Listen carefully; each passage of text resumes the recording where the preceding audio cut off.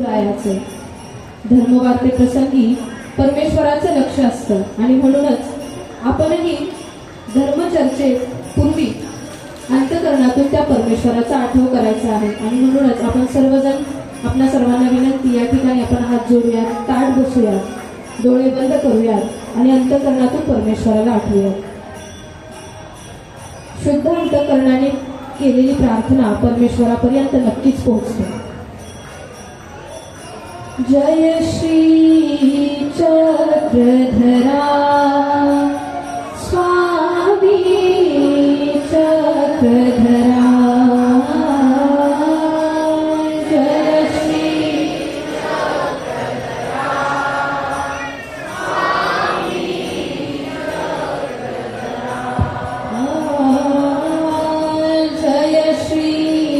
चक्रधरा स्वामी चक्रधरा, जय श्री चक्रधरा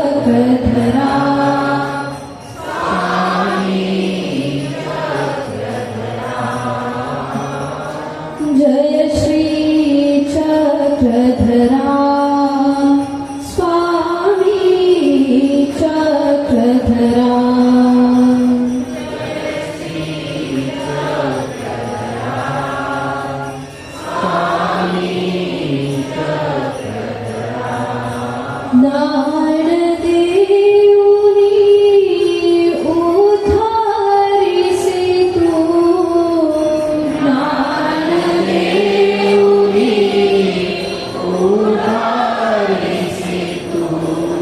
सकल जीवांचा हितकारक तू, सकल जीवांचा हितकारक तू, देवा परमेश्वरा स्वामी चक्रधरा,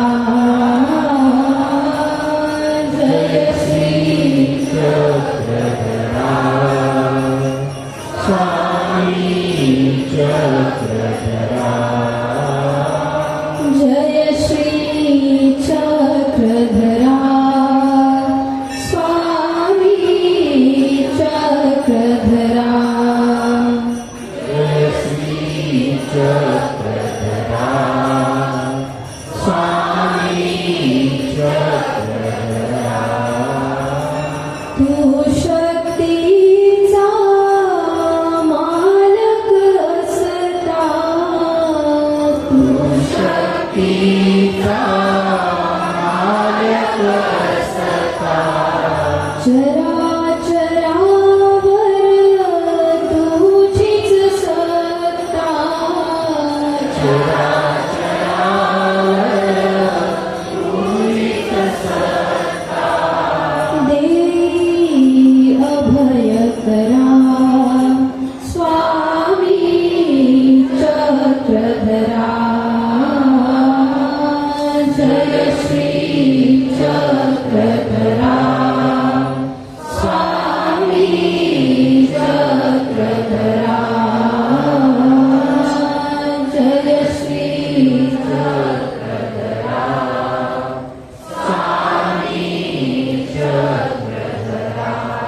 लीळांचे चिंतन घडावे, लीळांचे चिंतन घडावे, जीवन अमुचे पावन भावे, जीवन अमुचे पावन भावे, पुलकित भावी धरा स्वामी चक्रधरा,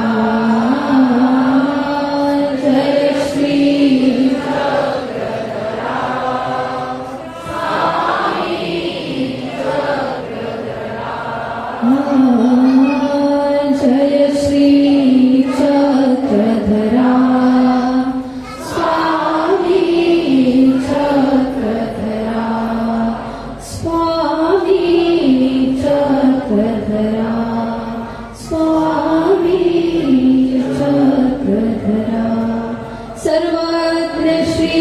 चक्रधर। धन्यवाद, प्रणाम, धन्यवाद। आज या श्री गोविंद प्रभू सेवा मंडळ द्वारा आयोजित पंचदिवसीय श्री गीता जयंती ते श्री दत्तप्रभू अवतरण दिन या पावन पर्वाचे औचित्य साधून संपन्न होत असलेला हा पंचदिवसीय महिला प्रबोधन माला आज या 5व्या सत्रासाठी आपल्याला अध्यक्ष म्हणून लाभलेले आपल्या सर्वांच्या वतीने मी आचार्य श्री महंत मुकुंदराज बाबाजी बेडकर आचार्यांना विनंती करेन की या आजच्या धर्मसभेचे अध्यक्षस्थान आपण भूषवावं। टाळ्यांच्या गजरात या ठिकाणी आपण बाबांना विनंती करूया। सर्वप्रथम या सोहळ्याचे अध्यक्ष आदरणीय पूजनीय आचार्य महंत श्री मुकुंदराज बाबाजी बेडकर यांना या ठिकाणी मी दंडवत करते। त्यानंतर या सोहळ्यासाठी प्रमुख अतिथी म्हणून लाभलेले आदरणीय पूजनीय महंत श्री विरागीव्यास बाबा बेडकर यांनाही या ठिकाणी दंडवत करते। आजच्या प्रबोधिका आदरणीय पूजनीय तपस्विनी वर्षाताई कपाटे यांनाही या ठिकाणी दंडवत प्रणाम करते। तसेच उपस्थित सर्वच संत साधक भिक्षुक तपस्विनी साध्वी तसेच आपण सर्व बंधू भगिनींना अच्युत गोत्रीय सर्व ईश्वरीचे साधनवंत आपल्या सर्वांना माझा नम्रतापूर्वक दंडवत प्रणाम। गेले 4 दिवसापासून आपण सर्वजण अगदी वेळात वेळ काढून या ठिकाणी या सत्रासाठी या सोहळ्यासाठी उपस्थित होत आहे। आपल्या सर्वांसाठीच या ठिकाणी मी स्वागत करते। टाळ्यांच्या गजरात आपल्या सर्वांचेच या ठिकाणी स्वागत। श्रीमद भगवद्गीतेवर पंचदिवशी असलेली ही व्याख्यानमाला प्रथम दिवशी आपण पाहिलं 11वा अध्याय विश्वरूप दर्शन। अर्जुन देवाला श्रीकृष्ण भगवंतांनी विश्वरूप दाखवून परमेश्वराचा साक्षात्कार घडवून आणला। त्यानंतर आपण त्या परमेश्वराची भक्ती कशी करावी हे आदरणीय पूजनीय रूपाताईंकडून ऐकलं। भक्ती योग, त्यानंतर क्षेत्रज्ञ योग, शरीर आणि आत्मा, त्यानंतर आपण ऐकलं काल की 3 गुणांचा समन्वय कसा साधावा, गुणत्रय विभाग योग, 11वा अध्याय, 12वा अध्याय, 13वा अध्याय, 14वा अध्याय। आज आपण ऐकणार आहोत पुरुषोत्तम योग म्हणजेच 15वा अध्याय। या ठिकाणी आजच्या या सोहळ्यासाठी प्रबोधिका म्हणून लाभलेल्या आदरणीय पूजनीय तपस्विनी वर्षाताई कपाटे अनेक ठिकाणी यांची प्रबोधने होत असतात। अत्यंत अभ्यासू तसेच अनेक ठिकाणी लेख संग्रहातून ते आपले विचार व्यक्त करत असतात। टाळ्यांच्या गजरात या ठिकाणी आपण त्यांचे स्वागत करूयात आणि ताईंना विनंती करूयात की आपण आपल्या प्रबोधन सेवेला सुरुवात करावी। पुनश्च एकदा टाळ्यांच्या गजरात या ठिकाणी आपण त्यांचे स्वागत करूया। दंडवत प्रणाम। आपल्या सर्वांना विनंती करतो आपण सर्वांनी थोडं पुढे सरकून घ्यायचं, मागे बसण्यासाठी जागा उपलब्ध करून घ्यायची। धन्यवाद।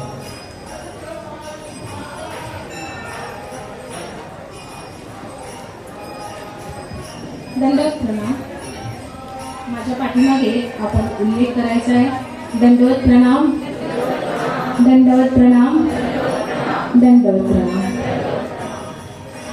श्री गोविंद प्रभू सेवा मंडळाने खरोखरच श्री गीता जयंती आणि आजची श्री दत्त जयंती हा जो योग साधण्याचा प्रयत्न केलेला आहे तो दुग्ध शर्करा योग म्हणजे कौतुकास्पद आहे। प्रथमतः प्रत्येकाने आपल्या घरी अधिष्ठानाला दत्त जयंती निमित्त पत्रपुष्प अर्पण केलं असेल, उपहारविधी केला असेल।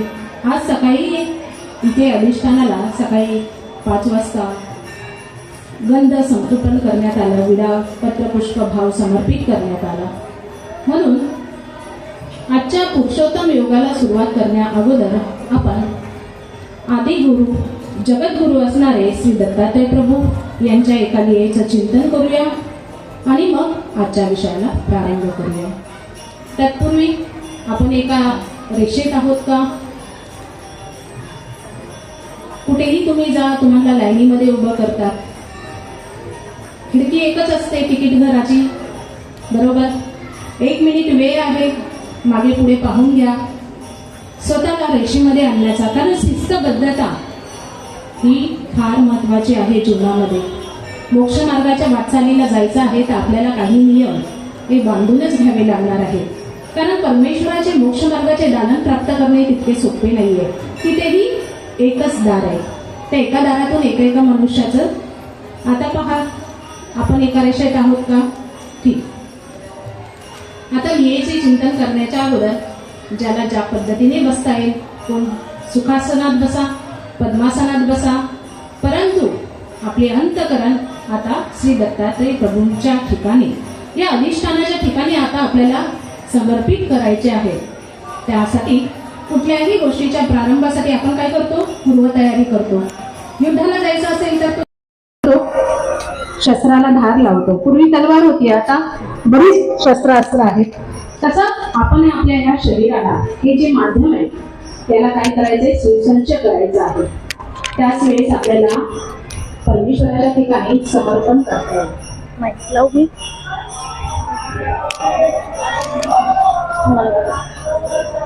सर्वांनी ताट बसूया. आपले हात गुडघ्यावरती, समर्पित अवस्थेमध्ये आपले अंतकरण, डोळे बंद असतील. परमेश्वर आपल्याकडे पाहत आहे. आपली मान सरळ एका रेषेमध्ये असेल आणि आपण माझ्या पाठीमागे नामाचा उच्चार करणार आहात. श्री कृष्णाय नमो नमः. श्री कृष्णाय नमो नमः. श्री दत्तात्रेय नमो नमः.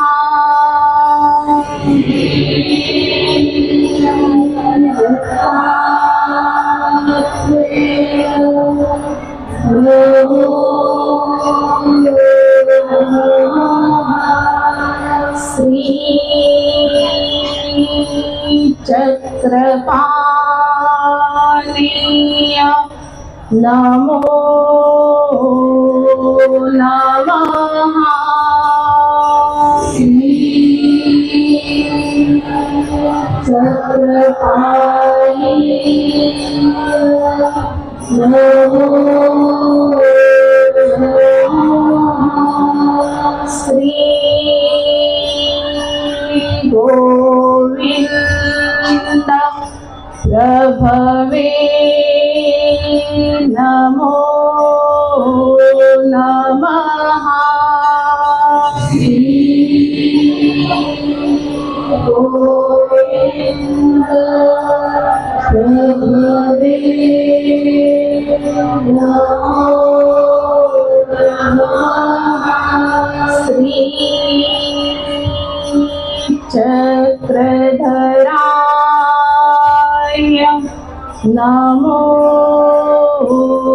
नमः. श्री चक्रधराय नमो नमः. त्रेतायुगातला हा कालखंड मच्छिंद्रनाथ यांचे शिष्य असणारे गोरक्षनाथ अनेका तंत्र मंत्र सिद्धीने परिपूर्ण असणारे व्यक्तिमत्व.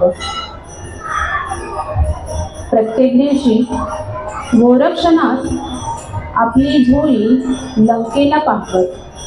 आकाशमार्गे प्रतिदिन झोळी लंकेकडे जात आणि भिक्षा घेऊन गोरक्षनाथाकडे येत असे. एक दिवस आमचेचे दत्तात्रय प्रभू मेरुवारयाला तलावाकाठी आसनस्थ शांत बसलेले आहेत आणि त्यांना आकाशमार्गे गोरक्षनाथाने पाठवलेली झोळी लक्षात येते. आणि मग श्री दत्तात्रय प्रभू त्या झोळीच्या दिशेने एक खडावा पाठवतात आणि त्या झोळीला खाली आणतात. त्या झोळीमध्ये आपले भिक्षापात्र ठेवतात आणि ती झोळी पुन्हा लंकेकडे पाठवतात. नियमितप्रमाणे झोळी भिक्षा घेऊन आकाशमार्गे येते. पुन्हा आमचे श्री दत्तात्रय प्रभू झोळीला खडावा पाठवून खाली आणतात. त्या झोळीमध्ये आपले जे भिक्षापात्र ठेवलेले आहे ते भिक्षापात्र झोळीतून काढून घेतात. इकडे मात्र गोरक्षनाथ हा विचारामध्ये मग्न आहे. रोज प्रतिदिनी झोळी विशिष्ट वेळेमध्ये परत येत होती. आज झोळी परत येण्यासाठी विलंब लागला. याचे कारण काय असेल? यासाठी त्याने आपल्या दिव्य दृष्टीने पाहण्याचा प्रयत्न केला आणि मग त्याच्या लक्षात आले की झोळी ही माहूर गडावरती उतरवल्या गेली आहे. त्याने माहूर गडाच्या दिशेने प्रयाण केले. आमचे श्री दत्तात्रय प्रभू एका वटवृक्षाखाली आसनस्थ आहे, ध्यानस्थ आहे. आणि मग गोरक्षनाथ त्या दिशेने येत असताना श्री दत्तात्रय प्रभूंची ती सौंदर्य लावण्ययुक्त वेदवंती मूर्ती पाहतो आणि मग त्याच्या लक्षात येते की याच दिव्य पुरुषाने झोळी खाली आणण्याचा प्रयत्न केला असावा. तो गोरक्षनाथ दत्तात्रय प्रभूंच्या जवळ जातो आणि मग प्रभूंना विचारण्याचा प्रयत्न करतो की आपण माझी झोळी खाली उतरवली का? यावरती श्री दत्तात्रय प्रभू सस्मित हास्य करतात. प्रभूंच्या त्या हास्यावरून त्याच्या लक्षात येते की हे कोणी सामान्य पुरुष नाही, हे आपल्यासारखे सिद्ध साधक दिसतात. आणि मग माणसाचा अहंकार कुठे बळावतो, त्याचा मीपणा कसा जागृत होतो. आणि मग तो गोरक्षनाथ दत्तात्रय प्रभूंना तिथे म्हणतो की तुमच्या ठिकाणी जर तपसामर्थ्य असेल तर आपण एकमेकांची परीक्षा पाहूया. प्रथमतः मी स्वतःला लपवण्याचा प्रयत्न करतो, आपण मला शोधून काढा. आणि जर आपण मला शोधले तर त्यात तदनंतर आपण लपा, मी आपल्याला शोधून काढतो. नियम ठरल्याप्रमाणे क्षणार्धातच गोरक्षनाथ एका बेडकाचं रूप घेतो आणि मेरुवायच्या तलावामध्ये जी कपारी असते त्या कपारीच्या बिळामध्ये 2 खडकांच्या संधीमध्ये बेडकाच्या रूपामध्ये स्वतःला घेऊन लपवतो. त्याला आता स्वतःच्या हुशारीचा अभिमान चढलेला असतो. आता काय मी या महापुरुषाला सापडणार नाही. आणि क्षणाचा विलंब होत नाही तोपर्यंत श्री दत्तात्रय प्रभू त्या बेडकाच्या पायाला म्हणजे गोरक्षनाथाच्या पायाला धरतात आणि त्याला बाहेर खेचून काढतात. आणि क्षणातच तो गोरक्षनाथ तिथे खजील होतो. त्याला आपली चूक लक्षात येते. हे कोणी सामान्य आपल्यासारखे सिद्ध साधक नाहीये, ह्यांनी आपल्याला क्षणार्धात शोधून काढले. तरीही माणसाचा मीपणा राहत नाही. आता गोरक्षनाथ प्रभूंना विनंती करतो की आता तुम्ही लपा, मी आपल्याला शोधून काढतो. आणि ठरलेल्या नियमाप्रमाणे श्री दत्तात्रय प्रभू स्वतःला अदृश्य करतात. गोरक्षनाथ आकाशामध्ये, पाताळामध्ये, संपूर्ण सृष्टी चराचरामध्ये श्री दत्तात्रय प्रभूंचा शोध घेण्याचा प्रयत्न करतो. इकडे तिकडे नदी, नाले, झाडे, वृक्ष, वेली सर्व काही पाहतो.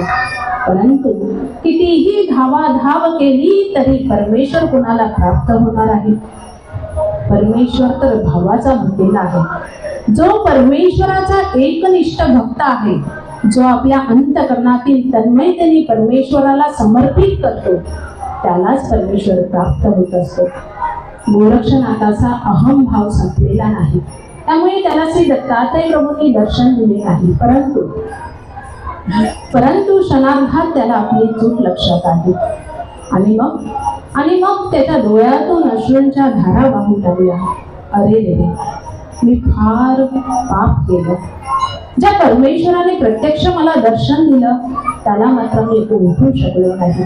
आणि अशा भावाग्न प्रकृतीने त्याच्या डोळ्यातून साश्रू चालत असताना त्याने परमेश्वराला इथे विनंती केली की हे देवा, मी चुकलो. अनंत जन्मापासून तू मला दर्शन देत आला, तू मला तुझ्या स्वरूपाचे ज्ञान देत आला, तुझ्या भक्तीची जाणीव करत आला, परंतु मी अनेक जन्म अशा 84 लक्ष योनी भोगण्यामध्ये घालवल्या, परंतु तुझे स्वरूप माझ्या लक्षात आले नाही. परंतु हे देवा, हा माझा एक जन्म तरी इथे वाया जाऊ देऊ नकोस, असा अनुताप करू लागला.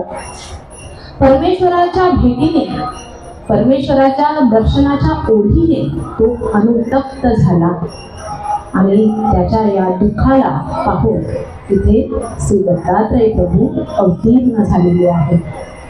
धडकन गोरक्षनाथ श्री दत्तात्रय प्रभूंच्या श्रीचरणावरती लोटांगण घेतात आणि झालेली चुकीची दोषाची क्षमा मागतात आणि आपलं संपूर्ण जीवन तिथे श्री दत्तात्रय प्रभूंच्या चरणी समर्पित करतात.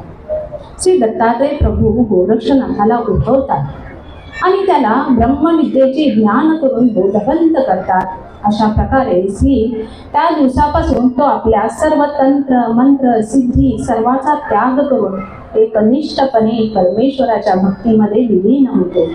तिथे तो श्री दत्तात्रय प्रभूंना विनंती करतो, हे देवा, हे परमेश्वरा, आपण माझ्यासमोर कोल्हापूरला भिक्षेला यावे.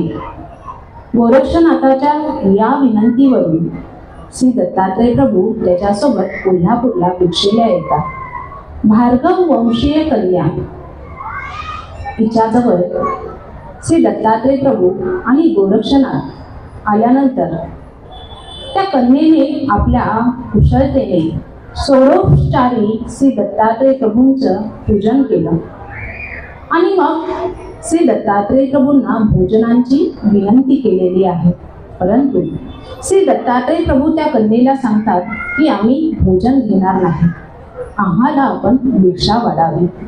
आणि मग अतिशय कुशलतेने तिने आपल्या भक्तिभाव पूर्णतेने नानाविध केलेले पदार्थ डोळ्यातील अश्रूंसोबत श्री दत्तात्रय प्रभूंच्या झोळी तिथे समर्पित केलेले आहे. तिचा तो भक्तिभाव पाहून, तिच्या ठिकाणी असलेली ती श्रद्धा आवडी पाहून श्री दत्तात्रय प्रभूंनी त्या कन्येला विचारले, माग तुझा प्रसन्न झाला. आणि मग ती कन्या काय मागते? कदाचित माझ्यासारखी निदेवी तिथे धन दौलत प्रसिद्धी प्रतिष्ठा पैसा या प्रकारचं पद मागितलं असतं. परंतु त्या कन्येला मात्र सुबुद्धी ईश्वराने दिली. ती तिथे श्री दत्तात्रय प्रभूंना विनंती करते, हे परमेश्वरा, आपल्याला जर मला द्यायचंच असेल तर प्रतिदिनी माझ्या घरी आपण भिक्षेला यावे. आणि मग श्री दत्तात्रय प्रभू प्रसन्न होऊन त्या कन्येला तिथे वर देतात. अशा प्रकारे त्रेतायुगापासून आताच्या कलियुगापर्यंत ठरलेल्या नित्य नियमाने काशी नरेशाच्या विनंतीवरून श्री दत्तात्रय प्रभू स्नान केल्यानंतर कोल्हापुराला भिक्षेला जातात आणि कोल्हापुरावरून भिक्षा घेऊन आल्यानंतर पांचाळेश्वरी भोजन करतात आणि माहुरी निद्रा करतात. अशा प्रकारे आदिगुरु जगद्गुरु असणाऱ्या या अधिष्ठानांच्या ठिकाणी आजच्या लीळेचे मी समर्पण करते. श्री दत्तात्रय महाराज की जय.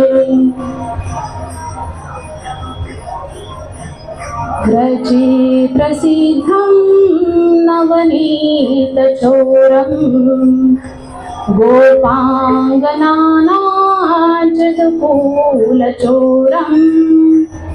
अनेक जन्मार्जित पापचोरम् चोराग्रगण्यं कृष्णं नमामि. चोराग्रगण्यं कृष्णं नमामि. श्री गोपाल कृष्ण महाराज की. नवीन यादव कुल तिलकू जो कैवल्यलता कुसुम स्तबकू उदेला आनंद मृगांकू मोहांधकारी.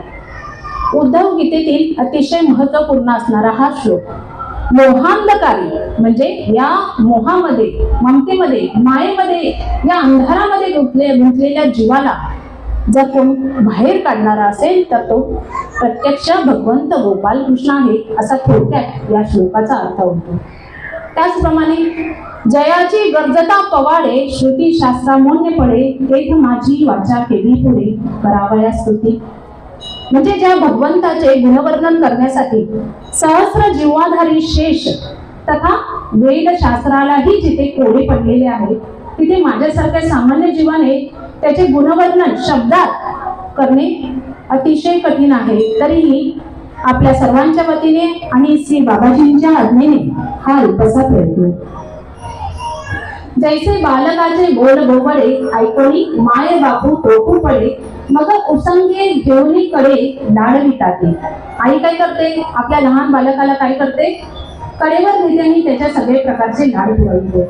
त्याचप्रमाणे बाबांच्या समोर व्यासपीठावरती बसून आपल्या सर्वांना दोन शब्द सांगणे हा माझा काही अधिकार नाही, परंतु परमेश्वर माऊली ब्रह्मविद्येचे निरूपण करून पुन्हा ऐकते.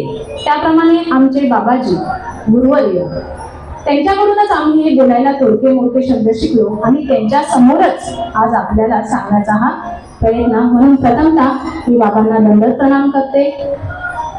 त्याचप्रमाणे जया गुरुचे प्रसन्नते उद्घाटीय सत्राला आपण त्यांचे अनमोल विचार ऐकले.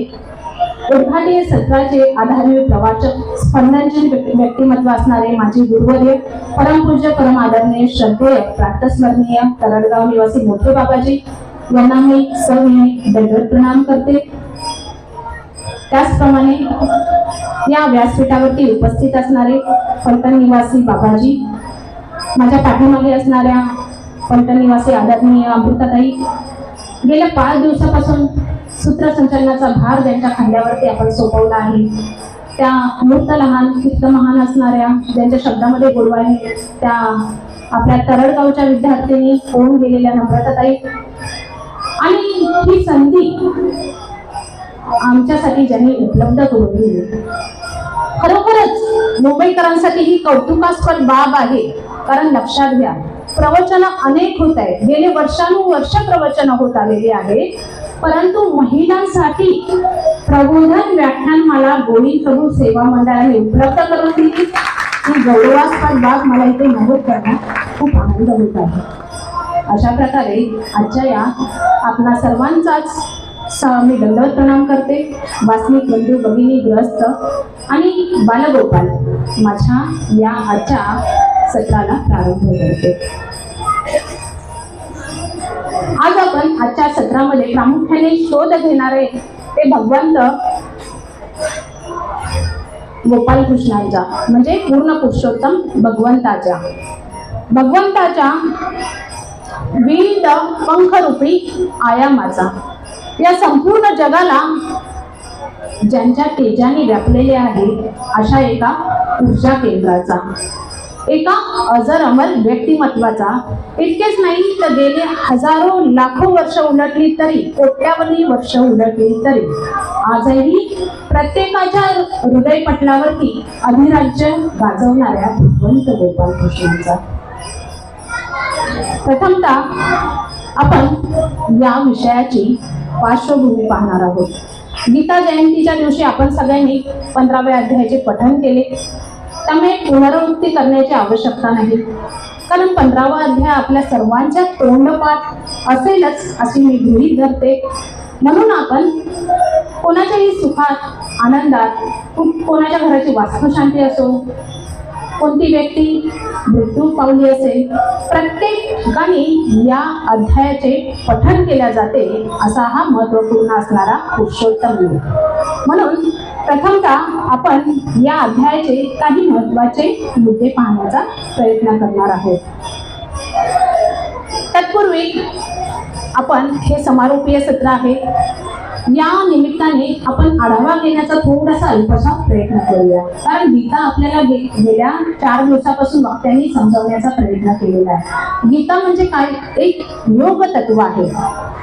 महाभारतातील 18 पर्वातील भीष्म पर्वामध्ये जे अध्याय 25वा यापासून अध्याय 42 पर्यंत ज्याचे निरूपण करण्यात आलेले आहे ते म्हणजे गीता तत्व आहे. गीता ही आपल्याला भीष्म पर्वामध्ये पाहावयास मिळते. कारण जवळजवळ वेदाचे आणि उपनिषदाचे 52 प्रकार आहेत. आणि आत्ताच्या सुजाताताई परांजपे युट्यूबला जर तुम्ही सर्च केलं तर त्यांनी उपनिषदाचे जवळजवळ 110 प्रकार सांगितलेले आहेत. कितीही संस्कृतचा ज्ञानी आणि ज्याला संस्कृत आवडतं असा व्यक्ती असला तरी उपनिषदाचे एवढे प्रकार तो वाचू शकत नाही. सांगण्याचे तात्पर्य या सर्वाचे सार वेदाचे उपनिषदाचे सार आपल्याला कशामध्ये पाहायला मिळणार आहे? या कृष्ण तत्वामध्ये, या गीता तत्वामध्ये आपल्याला हे सार पाहण्याचा आपण प्रयत्न करणार आहोत. त्याचप्रमाणे वैश्यपायन ऋषीने जन्मेजय राजाला जो संवाद केलेला आहे तो आहे श्रीकृष्ण अर्जुन संवाद. म्हणूनच आपण या गीता तत्वावरती आता बोलण्यापेक्षा आजच्या अध्यायावरती बोलण्याचा प्रयत्न करूया. आपल्याला संत विनोबा भावे माहीत असतील, ज्यांनी आपल्या गीताई या पुस्तकामध्ये नमूद केलेले आहे. काय नमूद केलेले आहे? की माझे शरीर जरी आईच्या दुधावरती पोचलेले असेल तरी माझी मन आणि बुद्धी मात्र काय आहे? या गीता तत्वावरती, या कृष्ण तत्वावरती पोषित झालेली आहे. अशा प्रकारे या लेखकांनी आपले विचार प्रतिपादित केले. म्हणजे हे गीता तत्व आपल्या महानुभावी यांच्या दृष्टीने तर महत्वपूर्ण आहेच, परंतु इतर संपूर्ण जगभरातील लोकांसाठी किती महत्वपूर्ण आहे याचा आपण अल्पसा थोडक्यामध्ये समजून घेण्याचा प्रयत्न करू. सर्वोपनिषदो गावो दुग्धा गोपाल नंदनम पार्थो वस्त सुधीर भोक्ता दुग्धम गीतामृतम महत्. म्हणजेच गीता ही काही द्वैती किंवा अद्वैती अशा तत्वज्ञानाशी बांधिलकी असलेली नाहीये, तर गीता तत्व याहुनी जे परमतत्व आहे. म्हणजे परमेश्वराने जे आपल्याला कर्म करण्यासाठी जे ज्ञान निरूपण केलेले आहे ते हे गीता तत्व आहे. या गीता तत्वामध्ये प्रामुख्याने कर्मयोग, ज्ञानयोग, सांख्ययोग, संन्यास योग अशा प्रकारचे अनेक योग सांगण्यात आलेले आहेत. परंतु आपण प्रामुख्याने पुरुषोत्तम योगाचा विचार करत असताना फक्त 3 पदांमध्ये याचा विचार करणार आहे. पहिलं पद कोणतं आहे? जिथे तुम्ही राहता तो काय आहे? प्रपंच. प्रपंच आणि ही आपली प्रकृती, हे पहिलं पद आपण लक्षात घेऊ. दुसरं पद आपण विचार करणार आहोत तो म्हणजे पुरुषोत्तम तत्व, म्हणजे उत्तम पुरुष दुसरं तत्व, दुसरं पद. आणि तिसरं एकदम सोप्या पद्धतीने मी आपल्याला सांगण्याचा, कारण हे तत्व आपल्या डोक्यात एकाच दिवसात बसेल किंवा या 5 दिवसात बसेल असं काही नाही. पण आपण काय करणार आहोत? संवाद करणार आहोत. मी आपल्याशी निरूपण प्रवचन हा काहीही प्रकार करत नाहीये. तुमचा आणि माझा इथे काय चाललेला आहे? संवाद चालू आहे. तिसरं पद कोणतं आहे? प्रपंच, प्रकृती, उत्तम पुरुष. आणि तिसरं पद आहे योग सिद्धी. तर पुरुषोत्तम योग हा असा विषय आहे की या विषयावरती अनेक ज्ञानी कॉलेजमध्ये बघा, महाविद्यालयांमध्ये बघा, अनेक व्यक्तिमत्वांनी, अनेक मनुष्यांनी याच्यावरती PhD केलेली आहे. असा हा गहन विषय आहे. संकल्पना कोशामध्ये जवळजवळ गीतेचे 27 प्रकार सांगण्यात आलेले आहेत. आणि इतकेच नाही तर आमच्या महानुभाव पंथीय, आपल्याला हा शब्द लक्षात असू द्या की आपल्या महानुभाव पंथीय साधकांनी, आत्ताच्या नाही पूर्वज साधकांनी जवळजवळ गीतेचे 110 ते 125हून अधिक टीका प्रकारावरती त्यांनी लेखणी केलेली आहे. आपल्याला फक्त गीता आता 18 अध्याय पठण करायचंय, टीका प्रकाराचा अभ्यास करायचा नाहीये. कमीत कमी या व्याख्यानमालेचा एवढा तरी तुम्ही उपयोग करा की दिवसातून एकदा तुम्हाला वेळ भेटेल तेव्हा तुम्ही हे 18 अध्याय आपल्या पठणात आणा. यासाठी सांगते आत्मीयतेने, कारण तुम्ही पठण कराल तर उद्या तुम्हाला प्रश्न पडतील, जिज्ञासा पडेल की इथे परमेश्वराने, श्रीकृष्ण भगवंतांनी अर्जुनाला असं का सांगितलं, अर्जुनाने ही जिज्ञासा नेमकी का केली असेल. तुमच्या जीवनामध्ये रोजच्या धावपळीमध्ये जे प्रश्न उपलब्ध होणार आहेत त्या प्रत्येक प्रश्नाचं उत्तर तुम्हाला या गीता तत्वात सापडणार आहे. म्हणून आपण कमीत कमी त्या गीता तत्वाचे पठन करण्याचा प्रयत्न करूया. अशा प्रकारे या गीतेचे जवळजवळ कैवल्य दीपिका, भिंगारकरी, गोपाळदासी, गंगाधरी, शारंगधरी, भीष्म संकेतनी, माधवी अशा प्रकारचे 110 सव्वाशेहून अधिक प्रकार सांगण्यात आलेले आहेत.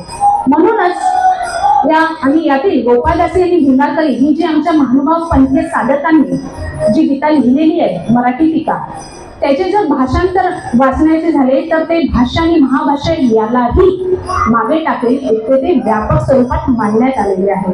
म्हणूनच या गीता प्रकारांना आपण आज अध्ययन करण्याचा प्रयत्न करूया.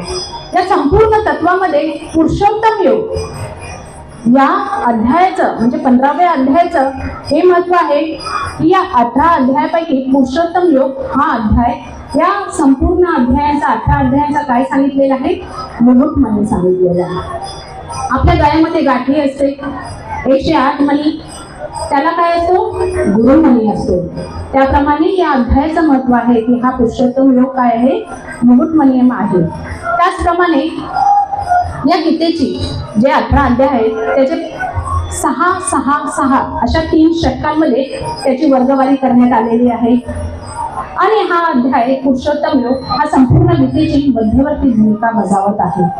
आपल्याला ज्याप्रमाणे विश्वरूप दर्शन योगामध्ये आपण ऐकलं असेल की ही प्रकृती कशी आहे, क्षर आहे, नाशवान आहे, आणि याच्या पलीकडे जीवात्म्याचे स्वरूप कसे आहे, अक्षर आहे, आणि त्याच्याही पलीकडे जो आहे क्षर आणि अक्षर, द्वैत अद्वैत, त्याच्या पलीकडे ज्याचे स्वरूप व्यापलेले आहे तो काय आहे, तो आहे पुरुषोत्तम.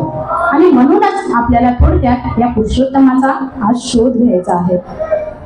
या पुरुषोत्तम तत्वामध्ये आपल्याला परमेश्वराने पहिल्या श्लोकामध्ये, पहिला श्लोक काय आहे आपण बोलू शकता, सगळ्यांनी बोलण्याचा प्रयत्न करा.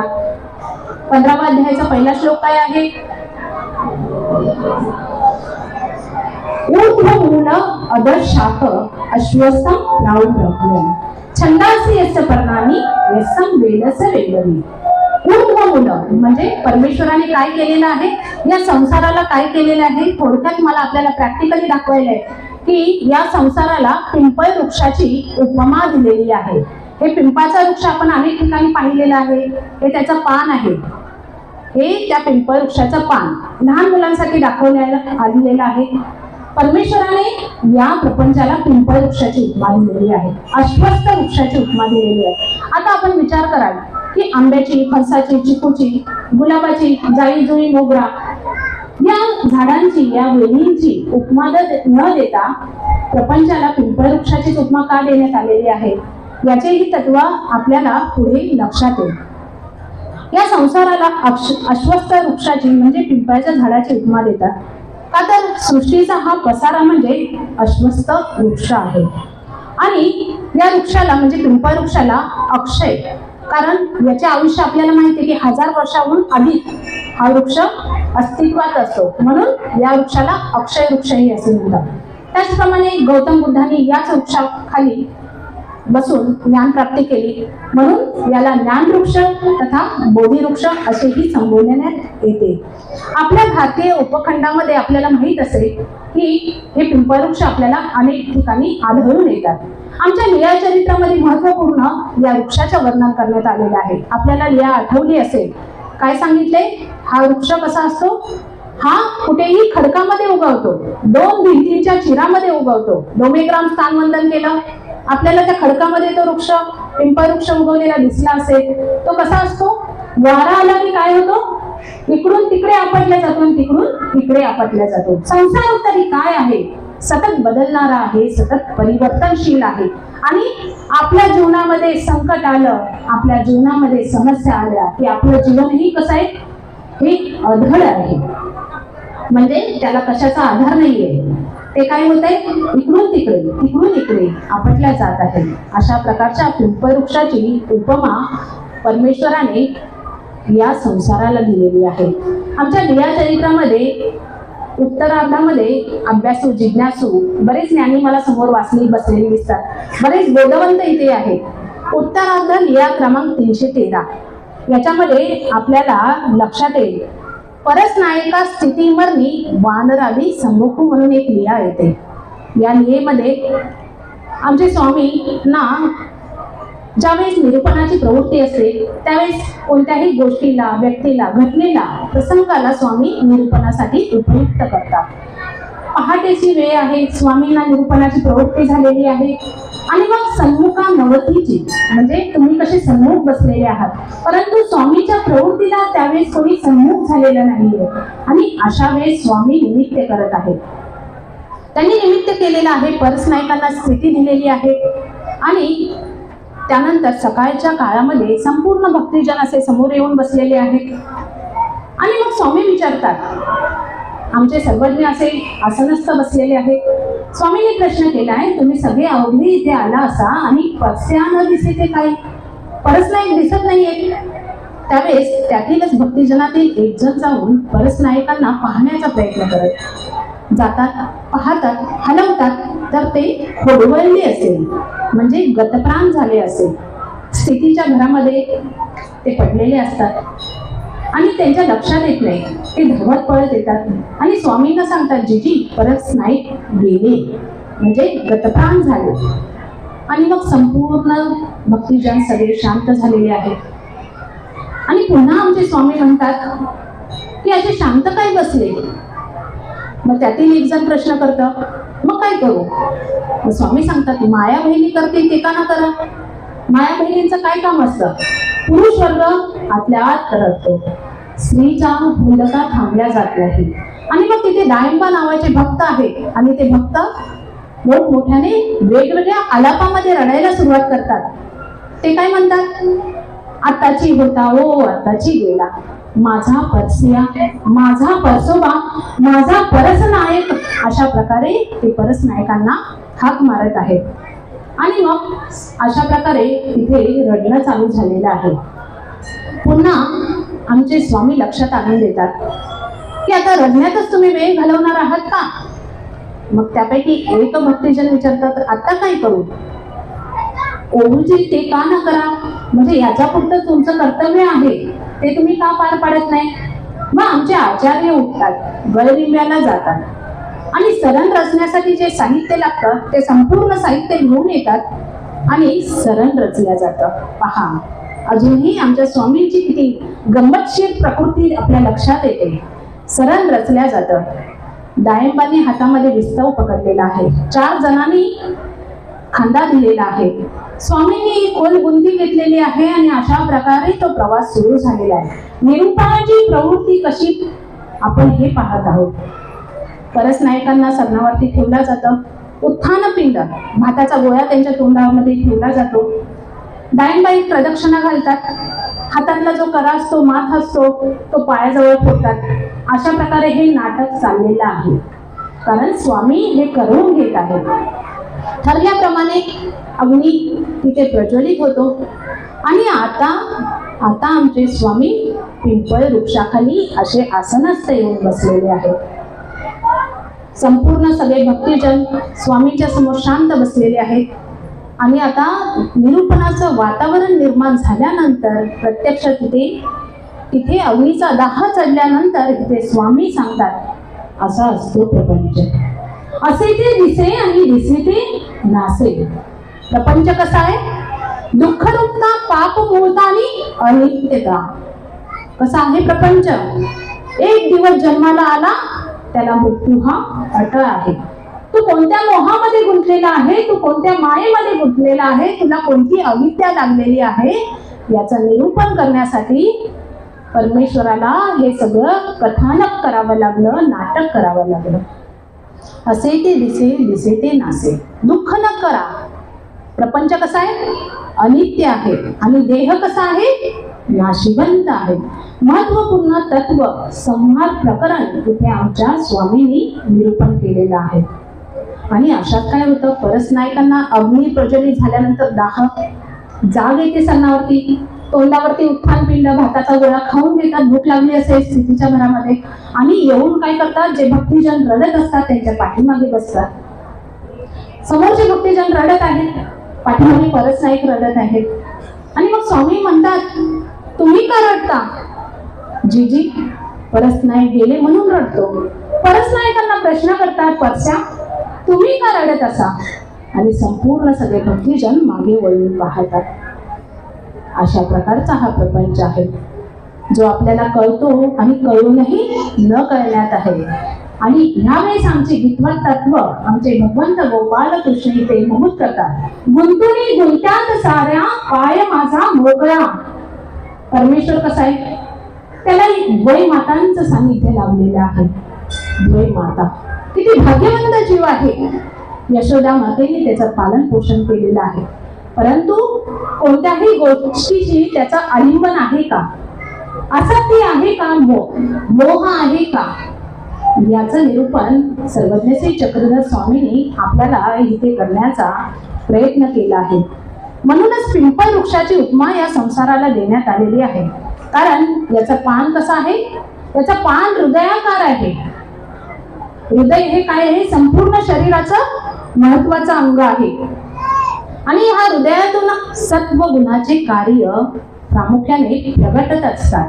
म्हणूनच परमेश्वराने या वृक्षाची उपमा दिलेली आहे. याच अंतकरणामध्ये, याच हृदयामध्ये परमेश्वर आपले अस्तित्व धारण करत असतो. त्याचप्रमाणे याला जी लांब देत आपण पाहत आहात, म्हणजे हा काय आहे? ही आहे मोह, अविद्या आपल्या ठिकाणी असणारी.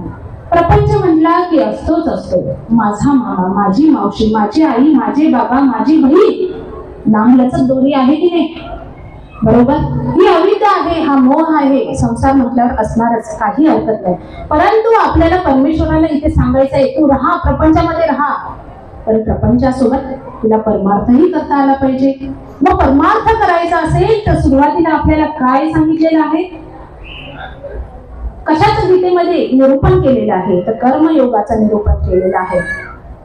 दुसऱ्या अध्यायामध्ये आपल्याला सांख्ययोग सांगितलेला आहे. या दुसऱ्या अध्यायाच्या सांख्ययोगामध्ये महत्वपूर्ण असा एक श्लोक आलेला आहे. बुद्धी युक्तो जहा तिह उभे सुकृत दुष्कृते तस्मा दोघा युद्धस्व योग कर्मसु कौशलम. युट्यूबला तुम्ही सर्च करा, एकच पद घ्या, योग कर्मसु कौशलम. तुम्हाला अनेक उदाहरणं, इतकेच नव्हे तर आत्ताचे सरकार, आमचे मोदी सरकार यांची इतकी सुंदर महत्वपूर्ण व्याख्या त्यांच्या बालपणाचा रेल्वेमध्ये घडलेला प्रसंग त्यांनी इथे नमूद केलेला आहे. योग कर्मसु कौशलम म्हणजे काय असतं? जीवनामध्ये आपल्याला योग साधता आला पाहिजे. आपल्याला योग कर्म कौशलम म्हणजे स्किल, कर्मामध्ये कुशलता की कुशलतापूर्वक कर्म. विचार करा, काय करायचे आपल्याला? कर्मामध्ये कुशलता आणायची आहे का कुशलतापूर्वक कर्म करायचं आहे आणि परमेश्वराच्या परमपदा प्राप्त व्हायचा असेल तर आपल्याला ह्या योग कर्मसु कौशलमचा अवलंब केलेला आहे. म्हणूनच प्रत्येक अध्यायाच्या शेवटी पहा तुम्ही, योग हा शब्द वापरण्यात आलेला आहे. योग या शब्दाचा अर्थ नेमका काय? तर योग म्हणजे तू जॉईन. आता पतंजली शास्त्राने आपल्याला अष्टांग योग सांगितला, तो आपल्याला माहित आहे, ज्ञात आहे. म्हणजे आपल्याला यम नियम आसन जे काय असेल ते, ध्यान धारणा आसन जे काय असेल ते हे माहिती आहे. मग योग म्हणजे काय? फक्त आसन ध्यानच का? याला योग म्हणतात का? तर नाही. आपल्या शरीरामध्ये जे 7 चक्र सांगितलेले आहेत ते म्हणजे मूलाधार, मणिपूर, स्वादिष्ठान, अनाहत, अजना, सहस्रा, 1000 पेटल लोटस, प्रकाशच प्रकाश. ज्या परमेश्वराच्या तेज रूपाने ही संपूर्ण पृथ्वी, हे संपूर्ण जग, हे संपूर्ण विश्व काय केलेलं आहे? प्रकाशित केलेलं आहे. त्या तत्वाला आपल्याला या योगाद्वारे, या गीता तत्वाद्वारे आपल्याला जाणून घ्यायचं आहे. म्हणून या योग शब्दाचे महत्व कमीत कमी आजच्या सत्रात काही नाही कळलं तरी चालेल, पण कमीत कमी एक शब्द म्हणजे योग आपल्याला साधायचा आहे. असा हा महत्वपूर्ण शब्द आहे. योग म्हणजे तू जॉईन, चित्त वित्त निरोधा. आपण या योगावरती अनेक शास्त्रज्ञ, अटल बिहारी वाजपेयी माझे आवडते आहेत म्हणून सांगल्या, इतकं सुंदर प्रकारचं त्यांनी भाष्य केलेलं आहे. त्याचप्रमाणे आपले संतही आपल्याला अनेक प्रकारे योग आणून देत असतात. या योगाचे महत्व आपण नंतर वेळ राहिला तर समजून घेण्याचा प्रयत्न करू. त्याचप्रमाणे ज्ञानेश्वरीतील 15व्या अध्यायातील पहिल्या ओळीपासून 265व्या ओळीपर्यंत जवळजवळ या अश्वस्थ वृक्षाचे वर्णन करण्यात आलेले आहे. अशा प्रकारे हा महत्वपूर्ण असणारा पिंपळ वृक्ष, यामध्ये परमेश्वराने शेवटी काय सांगितलेलं आहे? अश्वस्थ. श्वा म्हणजे काय? जो उद्यापर्यंत, रात्र गेली की आपल्याला उद्याची शाश्वती आहे का? तर नाही. श्वा म्हणजे जो उद्यापर्यंत, म्हणजे नाही, म्हणजे जो उद्यापर्यंत टिकणारा नाही. अशा प्रपंचाला तू स्वतःला त्याच्यामध्ये गुंतवून घेतलेला आहे का? या अश्वस्थापासून म्हणजे या संसारापासून जर तुला दूर करायचे असेल तर तुला काय करावं लागेल? तुला या अध्यायामध्ये जे शस्त्र सांगितलेले आहे ते म्हणजे असंग शस्त्रेन. तुला काय करायचं आहे? या शस्त्राचा वापर करायचा आहे. म्हणजे काही नाही. संग म्हणजे कोणाचा संग करू नका असं सांगायचंय का? तर नाही. आपल्याला मोह, ममता, माया याला बाजूला करायचं आहे, परंतु आपल्याला संग कशाचा करायचा आहे? तर साधू संतांचा, गुरुजनांचा, आपल्यासारख्या वासनिकांचा संग करून, या गीता तत्वाचा, या गीता शास्त्राचा संग करून आपल्याला काय करायचं आहे? आपल्या जीवनामध्ये परमेश्वर परमप्राप्तीचा योग साधायचा आहे. जितसंग दोषा म्हणजे आपल्याला काय करायचं आहे? या मोह, ममता, मायेवरती, अविद्येवरती विजय मिळवायचा आहे. म्हणजे गोरक्षपूर, त्याचप्रमाणे आमची महानुभाव पंथीयांची जी मराठी टीका आहे त्यातही स्वामी राम सुखदास यांनी आपल्या साधक संजीवनी या मराठी टीकेमध्ये पान नंबर 895 वर जितसंग दोषाची व्याख्या करताना म्हटले आहे की भगवंताविषयी जर, परमेश्वराविषयी जर तुम्हाला आकर्षण होत असेल तर ते ऊर्ध्वगतीचं आहे, म्हणजे ते प्रेम आहे. आणि या प्रपंचाबद्दल जर तुम्हाला आसक्ती निर्माण होत असेल, आकर्षण होत असेल, अट्रॅक्शन होत असेल तर ते काय आहे? ती आहे तुमची आसक्ती, तो आहे तुमचा मोह आणि तो आहे तुमचा लोभ. म्हणून या षडविकारांना काम, क्रोध, मोह, लोभ यांना बाजूला करून तुम्हाला काय करायचं आहे? परमेश्वराच्या मोक्ष पदाला, परमपदाला मिळवण्याच्या या जन्मात तुमची पायरी, एक पायरी तुम्ही बेसिक बालवाडीत तुम्ही कमीत कमी तुमचं नाव तरी नोंदणी होईल की नाही? मोक्षपद खूप दूर राहिलं, बरोबर आहे की नाही?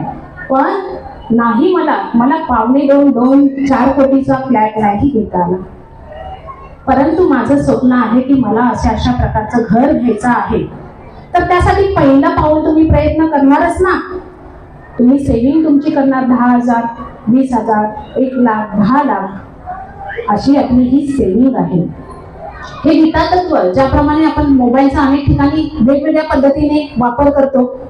आपल्या GPS चालू केलं की लगेच काय होतं? आपल्याला लगेच ज्या रस्त्याने जायचं असेल कुठेही ते GPS चालू केलं की आपल्याला मार्गदर्शन करतात, त्या घराच्या बरोबर बाहेर नेऊन आपल्याला सोडतं.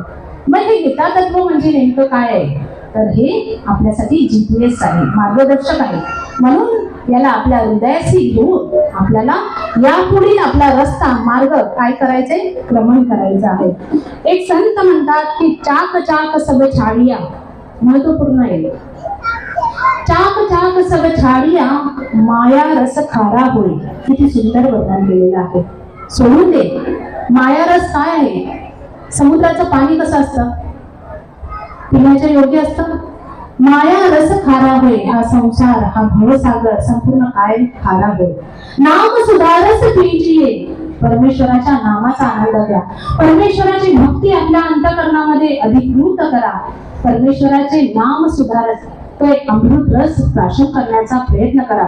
नाम सुधारस पीजिये, चिल बारंबारा होय, लगे मोहे कृष्ण प्यारा होय.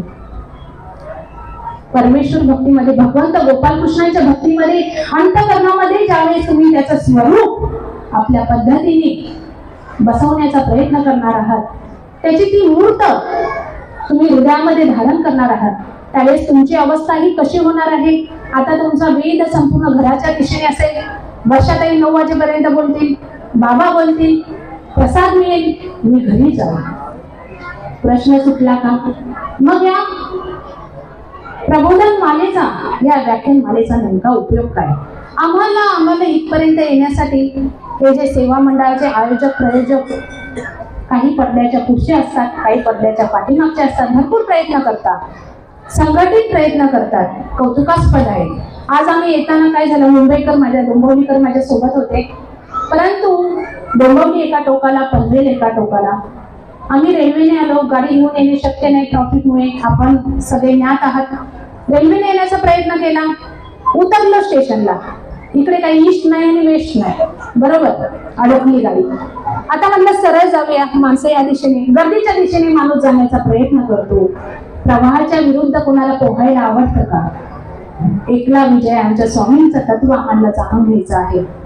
आम्ही प्रवाही दिशेने, मी माझ्या सोबत असणाऱ्या डोंबिवलीकरांना म्हटलं या दिशेने जाऊ. परत म्हटलं विचार करू, थांबलो, फोन केला सरांना फोन केला, काय करायचं कसं करायचं. ते म्हटले थांबा, मी गाडी पाठवतो. आणि मग त्यांनी गाडी पाठवली आणि आम्हाला इथपर्यंत आणले. सांगायचं तात्पर्य, या मंडळाचे संयोजकांचे, आयोजकांचे, येथील घटकांचे हे प्रयत्न चालू आहे का तर त्यांना ही संघटना एकत्रित करायची. हे बघा, रक्ताचं नातं आहे, संबंधी आहे, अविद्यक आहे. जन्म दिलेल्या मुलासाठी आई करणारच, वडिलांचं करणं कर्तव्य आहे, प्रेम आहे, आपुलकी आहे, जिव्हाळा आहे, करणारच, प्रश्न नाही. प्रश्न कुठे उरतो, ज्यावेळेस धर्माचं नातं ज्यावेळेस पुढे येतं, त्या धर्माच्या नात्याला खांद्याला खांदा लावून ज्यावेळेस झिजावं लागतं, त्या झिजवण्यामध्ये जी आत्मीयता असते, जे प्रेम असतं, जी आपुलकी असते, ती आपल्याला परमेश्वर पदापर्यंत घेऊन जाणार आहे. दुसरं कोणतंही तत्व आपल्याला परमेश्वरापर्यंत घेऊन जाणार आहे. म्हणून ही संघटित जी संघटना आहे, तुम्ही कोणत्याही मंडळाचे नाहीये, लक्षात घ्या. चक्रपाणी मंडळ नाही, ब्रह्मविद्या मंडळ नाही, गोविंद प्रभू सेवा मंडळ आहे का? नाही. तुम्ही ग्लोबल जागतिक रूपामध्ये कार्य करणं गरजेचं आहे. मानसिकता तुमची सोडून द्या. मी काय आहे, एका घरापुरता, एका व्यक्तीपुरता, एका मंडळापुरता मर्यादित आहे का? माझं हे ऑन्टॉलॉजिकल डिटर्मिनेशन आपल्याला गीता तत्व सांगतं. म्हणजे काय सांगतं? आपल्याला हे सांगण्याचा ते प्रयत्न करत आहेत की तुम्ही एका तत्वापुरते मर्यादित आहात का? नाहीये. तुम्ही स्वतःच्या अस्तित्वाचा शोध घेण्याचा प्रयत्न करा. योग म्हणजे नेमकं काय आहे? योग म्हणजे स्वतःच्या अस्तित्वाचा शोध घेण्याची ती भूमिका आहे. लेट मी सर्च माय सेल्फ. काय करायचंय? मला माझ्या अस्तित्वाचा शोध घ्यायचा आहे. आणि हे योग तत्व, हे गीता तत्व आपल्याला अस्तित्वाचा शोध घेण्यासाठी काय करत आहे? प्रवृत्त करत आहे. म्हणूनच योग हे काय आहे? एक तपस्वित्व आहे, एक साधना आहे.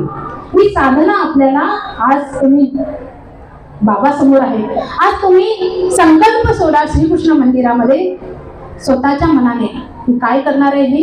ही साधना मी आजपासून माझ्या जीवनामध्ये अवलंब करणार आहे. योग काय आहे? एक तपस्वित्व साधना आहे. कशाची? आत्म्याचं परमात्म्याच्या ठिकाणी मिलन करण्याची ही साधना आहे.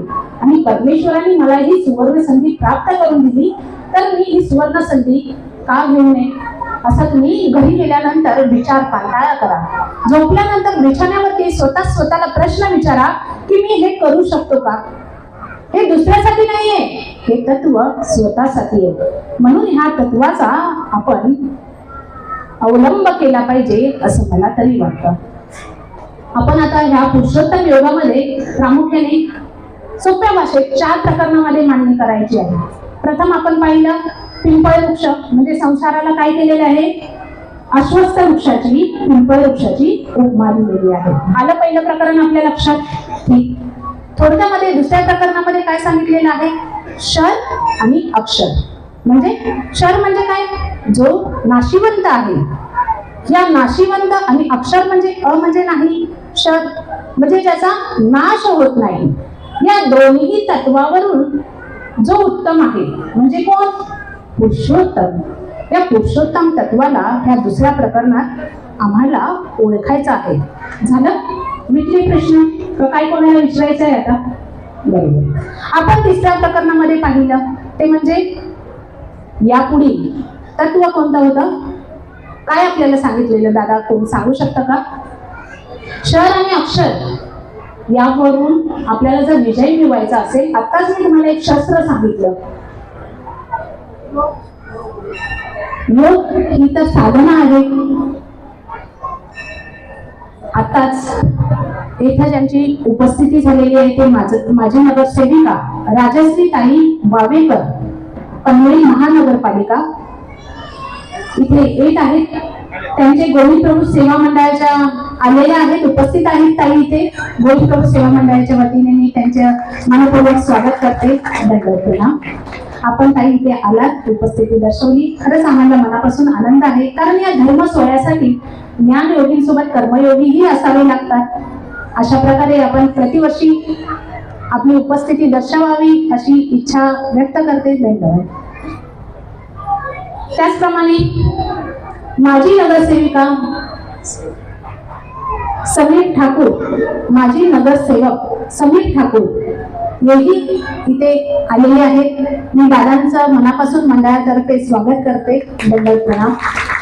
कसं असतं, काही व्यक्तिमत्व दिसायला सुंदर असतात, काही व्यक्तींची वाणी गोड असते, शब्द गोड असतात, परंतु काही व्यक्ती बोलत नसताना त्यांचं काम बोलत असतं. अशा प्रकारचे काम करणारे आपण सगळ्यांनी त्यांचं टाळ्यांच्या गजरात स्वागत करूया आणि पुष्पहारांनी आपण आता त्यांचं स्वागत करू. धन्यवाद प्रणाम. मी मंडळाच्या पदाधिकाऱ्यांना विनंती करेन की काहींचं आणि दादांचं स्वागत करायचे. आपल्या पनवेल महानगरपालिकेचे माजी नगरसेवक सन्माननीय समीर ठाकूर साहेब, त्याचप्रमाणे पनवेल महानगरपालिकेच्या माजी नगरसेविका राजश्रीताई वावेकर यांचा या ठिकाणी सत्कार करण्यासाठी मी मंडळाच्या शांत धन्यवाद.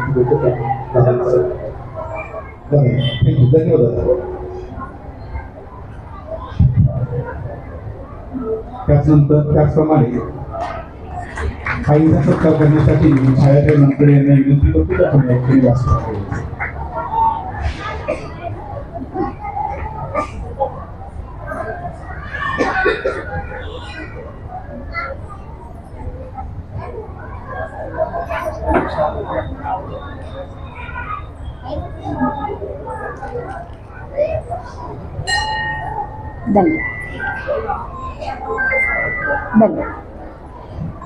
काहींचा छान श्रीफळ देऊन सत्कार करतात आपल्या मंडळाच्या पदाधिकारी छायाताई मनकडे.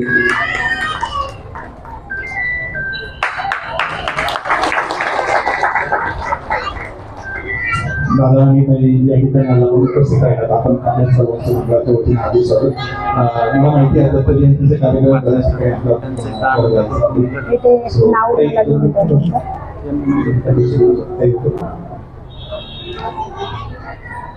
हा जो उत्सव आहे पहिला म्हणजे पंचवीस दिवशी महिला प्रबोधन, प्रत्येक दिवशी या ठिकाणी महिलांनी प्रबोधन केले. तर हा गीता जयंती दत्त जयंती या दरम्यान असणारा हा उत्सव प्रत्येक वर्षी आपण या ठिकाणी मंदिरामध्ये साजरा करत असतो. आणि यावर्षी आम्ही प्रथम मुंबईमध्ये अशा प्रकारची महिला प्रबोधन महाराष्ट्राच्या विविध प्रांतामध्ये प्रबोधन करतात. नमस्कार सगळ्यांना. आज दत्त जयंती निमित्त आपल्या सगळ्यांना शुभेच्छा. आज इथे पंचशील महिला प्रबोधन हा कार्यक्रम आहे आणि या कार्यक्रमाला आम्हाला आवर्जून बोलावलं त्याबद्दल आम्ही खूप आपले सगळ्यांचे धन्यवाद मानते.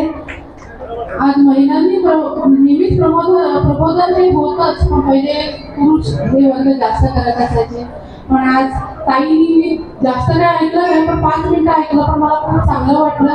कारण त्या छान मोबाईलवर बोलत होत्या आणि महिलांना सगळं सांगत होते की कसं करायला पाहिजे. आणि शक्यतो कसं आहे, महिलांचं वाक्य ऐकले ना की त्याला खूप आनंद असतो आणि ते लोक कानात पडतात. तर आज इथे आम्हाला दोघांना माझ्या समेत माझे बंधुराज म्हणजे समीर दादा ठाकूर हे माझ्यासोबत आहेत. मी सगळ्या आमच्या दोघांकडनं आपल्या सगळ्यांना शुभेच्छा देते आणि आम्हाला इथं बोलवलं त्याबद्दल आम्हाला खूप आम्ही दोघांमधून हे आभार मानते. धन्यवाद.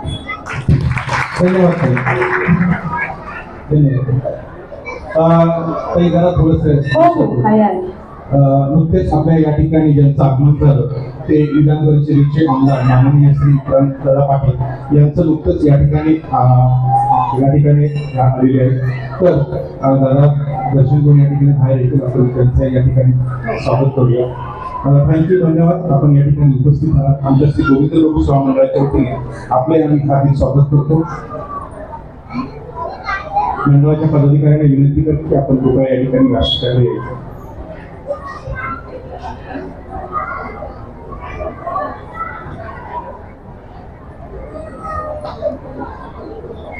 या ठिकाणी विधान परिषदेचे आमदार त्याचप्रमाणे आपल्या सर्वांच्या परिचय असलेले यांचे या ठिकाणी नुकतंच आगमन झालेलं आहे. मी दादांना या ठिकाणी विनंती करतो की आपण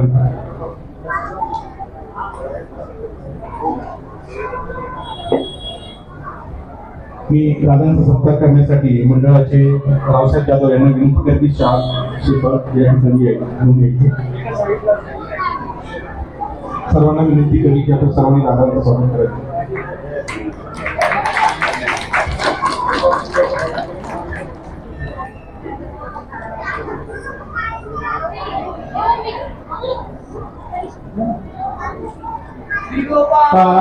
कृष्ण महाराज की जय, ठाकरे महाराज की जय.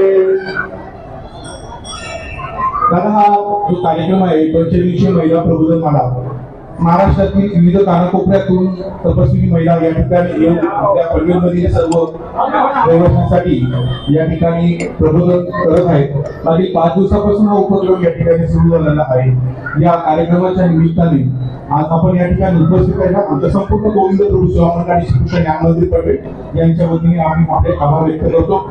दादा, 1-2 मिनिटं तुम्हाला विनंती करेल की आपण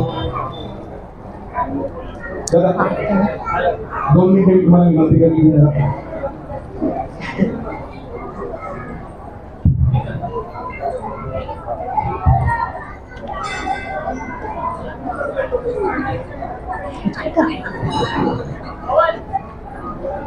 दादा 2 मिनिटं मंडळाचे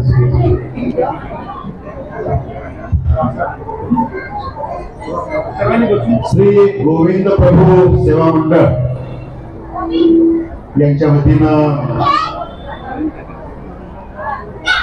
आपल्या सगळ्या महानुभाव पंथ बांधवांसाठी जो उपक्रम गेल्या मला वाटतं 5 दिवसापासून साकारला जातोय आणि त्या निमित्तानं आज आपल्यामध्ये मी येऊ शकलो. मला दर्शनाचं भाग्य लाभलं.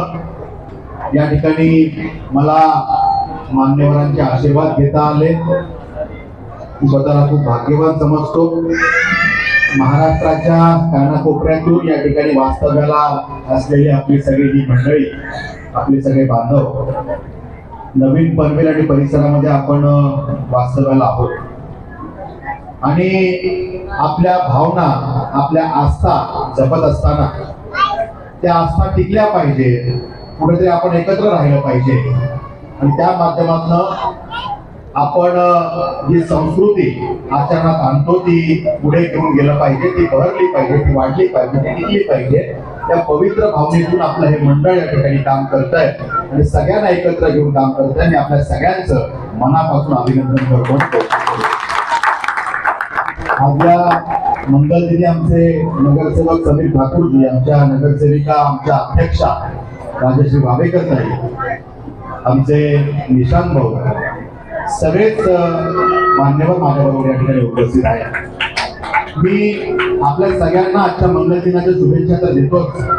दत्त जयंतीच्या आजच्या या मंगल पर्वाच्या शुभेच्छा तर देतोच, पण त्याचबरोबरीनं आपल्या सगळ्यांचे आभारही व्यक्त करतो. कारण आपल्या सगळ्यांच्या सदिच्छांमुळे, आपल्या सगळ्यांच्या शुभेच्छांमुळे, कळत न कळत, प्रत्यक्ष अप्रत्यक्षपणे तुमच्या मिळालेल्या आशीर्वादांमुळे एका सामान्य परिवारातला एक कार्यकर्ता, एक युवा महाराष्ट्राच्या विधान परिषदेमध्ये आज विक्रांत पाटीलच्या रूपाने आणि त्यामुळे आपल्या परिवारातला एक सदस्य आमदार आहे. त्याचा उपयोग, त्याचा फायदा आपल्या सगळ्यांच्या कल्याणासाठी, सकारात्मक अर्थाने जर या विषयाकडे आपण बघितलं तर आपल्या सगळ्या या महानुभाव पंथीय जे काही बांधव आहेत, आपल्या परिवाराच्या कल्याणासाठी, आपल्या समाजाच्या कल्याणासाठी आणि या विभागाच्या कल्याणासाठी याचा कसा उपयोग करायचा हे आता माझ्या परिवाराचे सदस्य म्हणून आपण ठरवायचं आहे. आपण जशी दिशा द्याल त्या पद्धतीने आपण चांगल्या पद्धतीने या विषयात काम करू. आपण इथे वास्तव्याला जरी असलात तरी आपलं मूळ गाव हे महाराष्ट्राच्या कानाकोपऱ्यात अनेक ठिकाणी असू शकतो. त्यामुळे आपला प्रश्न पनवेलचा असो किंवा आपल्या अगदी मूळ गावचा असो, जिथे जिथे अडचण येईल, आपल्या या संस्थेचे जे काही मान्यवर आहेत, ट्रस्टी आहेत, जे काही सदस्य आहेत, त्यांच्या माध्यमातून जे जे प्रश्न माझ्यापर्यंत येतील, निशांत भाऊच्या माध्यमातून जे प्रश्न माझ्यापर्यंत येतील, ते सोडवण्यासाठी प्रामाणिकपणे प्रयत्न करीन, हे या पवित्र मंचावरून आपल्याला सांगतो. आपल्या सगळ्यांना आजच्या मंगळ दिनाच्या शुभेच्छा देतो आणि आपण परिवार म्हणून एकमेकांबरोबर कायम हिरुणानुबंध जपत असाच पुढचा प्रवास चांगल्या पद्धतीने करू, एवढंच सांगतो. आजच्या शुभेच्छा देऊन सांगतो. जय हिंद, जय महाराष्ट्र. धन्यवाद दादा, धन्यवाद. धन्यवाद दादा. आपण खूप सुंदर अशा ओघवत्या शैलीमध्ये सकारात्मक विचारांची जी अंमलबजावणी सांगितली त्याबद्दल श्री गोविंद प्रभू सेवा मंडळाच्या तर्फे आपले पुनश्च धन्यवाद. धन्यवाद. अशा प्रकारे आपण 3 प्रकरणाचा विचार केला आणि आता आपण 4थ्या प्रकरणामध्ये शेवटी आता 5 मिनिटात महत्वपूर्ण असे हे पुरुषोत्तमाचे तत्वसार ऐकण्याचा प्रयत्न करणार आहे. 15व्या अध्यायाच्या 17व्या श्लोकामध्ये आता काय सांगितलेलं आहे की जे शर आहे आणि अक्षर आहे या दोन्हीपेक्षा जो पुरुषोत्तम आहे, त्या पुरुषोत्तमाला जर तुला मिळवायचं असेल तर तुला काय करावं लागणार आहे? कारण या डोळ्याला जो दृष्टीला गोचर प्रपंच दिसत आहे, आपल्याला हे चंद्र दिसतात, सूर्य दिसतो, तारे दिसतात, आपण एकमेकांना पाहू शकतो, आपण रोज जेवण करतो. तर परमेश्वर या 15व्या अध्यायात सांगत आहे की या चंद्रामध्ये जो प्रकाश आहे, तेज आहे, ते मीच आहे. त्या सूर्यामध्ये जो अग्नी आहे तोही मीच आहे. वैश्वानर अग्नीच्या रूपाने मी काय करत आहे? तू जे अन्न खात आहे, जे जठराग्नी प्रज्वलित होत आहे, तो काय आहे? तो सुद्धा मीच आहे. म्हणजे थोडक्यात उगम स्थान सुद्धा काय आहे? परमेश्वरच आहे. आणि ज्याच्या पदाला, ज्याच्या चरणी आपल्याला जायचं आहे, ते सुद्धा काय आहे? ते परमेश्वराचं स्वरूपच आहे. म्हणून त्या परमधामाला जर प्राप्त करायचं असेल तर आपल्याला काय करावं लागणार आहे? आपल्याला स्वतःला सिलेंडर करता आलं पाहिजे, समर्पित करता आलं पाहिजे. आणि ही समर्पणाची भावना आपल्याला जमली की काही आपल्याला अवघड नाही आहे. ज्याप्रमाणे आपल्याला सोपं उदाहरण द्यायचं झालं तर भक्त मीराबाई, तिच्या आयुष्यामध्ये, तिच्या जीवनामध्ये काही कमी संघर्ष आला का? विषकर प्याला रानाची मी भेजा, पिकर मीरा नाचीर. म्हणजे मीरेने तिथे विचार केला का की तिला जो विषाचा प्याला, ग्लास देण्यात आलेला, त्याच्यामध्ये विष आहे, हे पिलं तर मी मरून जाईल? नाही. ती तिथे काय विचार करते? या चराचरामध्ये जर परमेश्वर व्यापलेला आहे, माझा कृष्ण व्यापलेला आहे, तर या विषयामध्ये सुद्धा माझा कृष्णच आहे असा ती तिथे विचार करते. आणि एका क्षणाचाही विचार न करता परमेश्वराला मिठी मारत आहे. विष पिते म्हणजे नेमकं काय करते? ती मरण अंगी करत आहे. कोणाचा आठवण करत आहे? आपण असतो, विचार करा. आपल्याला जर कळालं असतं ह्याच्यामध्ये विष आहे, आपण ते पिण्याचा प्रयत्न केला असता का? आपली अधीन प्रकृती आहे, आपला विश्वास संपूर्ण परमेश्वराच्या ठिकाणी. आपण काय करतो? बाबा लोकांच्या पायावरती माथा ठेवतो, पण आपलं अंतःकरण समर्पित होतं का? आपण या मंदिरामध्ये येतो, अधिष्ठानाला डोकं टेकवतो, 1000 समस्या असतात, परंतु त्याचा उत्तर समाधान आपल्याला इथून भेटेल याचा विश्वास असतो का? हा विश्वासच आपल्याला मिळवायचा असेल तर त्या भक्त मीराबाई प्रमाणे आपल्याला काय करता आलं पाहिजे? स्वतःला समर्पित करता आला पाहिजे. म्हणून हा 15वा अध्याय हा संपूर्ण गीताशास्त्राचा काय सांगितलेला आहे? मुकुटमणी सांगितलेला आहे. फार काही गीता तुम्हाला लक्षात नाही घेता आली तरी हे जे आज सांगितलेलं गीता तत्व आहे ते जरी तुम्ही तुमच्या अंतःकरणामध्ये विचारोपण केलं, आज तुम्ही निग्रह केला की आज एक तरी तत्व मी माझ्या अंतःकरणामध्ये, कारण गीता एक बीज ग्रंथ आहे. गीता काय आहे? गीता हा आपल्याला लाभलेला परिस्पर्श आहे. आपल्या लोखंड रूपी शरीराचे काय होणार आहे? सोन्यामध्ये रूपांतर होणार आहे. कधी जर हा परिस आपण आपल्या शरीराला, आपल्या मनाला, आपल्या बुद्धीला, आपल्या अंतःकरणाला लावून घेतला तर या परिसाने आपल्या लोखंड रूपी विचारांचे, शरीराचे सोन्यात रूपांतर होणार आहे. असा हा मूल्यवान, असा अनमोल ठेवा हा बीज ग्रंथ आहे. आज त्या सेवा मंडळाच्या वतीने नाही तर माझ्या वतीने, बाबांच्या वतीने तळमळीने आपल्याला सांगण्याचा प्रयत्न करते की जीवाचे कल्याण गीताशास्त्र ज्ञान. जीवाचं कल्याण कशात आहे? या गीताशास्त्र ज्ञानामध्ये आहे. अनेक प्रमाण नाही तुझे, हे शास्त्रच असं गुह्यतम आहे की याला दुसऱ्या कोणत्या साहित्याची उपमा देता येणार नाही. अनेक प्रमाण नाही तुझे, ज्ञानदृष्टी येता कळू येते जीवा. ज्ञानदृष्टी काही विश्वरूप दाखवलं. पहिल्या दिवशी आपण ऐकलं असाल, चर्मचक्षु होते, अर्जुनाचे दिव्य चक्षु द्यावे लागले. म्हणजे नेमकं काय? त्याला ज्ञानदृष्टी दिली. हे गीता तत्व आपल्याला ज्ञान देत आहे. ज्ञानदृष्टी येता कळू येते जीवा, ब्रह्मरस ठेवा प्रभूपासून. बस, आता मला जास्त काही नकोय. मला फक्त मला समर्पित माझ्या मुलांना घेऊन, माझ्या प्रपंचाला घेऊन, माझ्या संपूर्ण अविद्येला घेऊन काय करायचं आहे? मला परमेश्वराच्या श्रीचरणी हे 2 हात एक मस्तक समर्पित करता आलं तरी पुष्कळ. कारण परमेश्वर हा भावाचा भूमिला आहे. तो काही फक्त पैशाने, द्रव्याने, वस्तूने, पत्र पुष्प फळांनी मिळणार नाही. ते तर एक माध्यम आहे. मुलाला आपण 5 रुपयाची कॅडबरी देता 500 रुपयाची देतो. हे एक माध्यम आहे. या माध्यमाचा अवलंब करा आणि या मनुष्यरूपी जीवाचे सोने करा, एवढंच मी बोलते. आणि बाबांच्या समोर जी अधिकृती झाली त्याबद्दल प्रथमतः मी क्षमस्व व्यक्त करते. माझ्या आजच्या विचारांना येथेच पूर्णविराम देते. आणि ज्या श्री गुरूंमुळे मी आपल्या समोर बसून आज हे 2 शब्द ही सेवा करण्याचा प्रयत्न केला, ते तरडगाव निवासी गुरुवारे श्री गुरुजी यांच्या श्रीचरणी ही संपूर्ण सेवा समर्पित करते. धन्यवाद.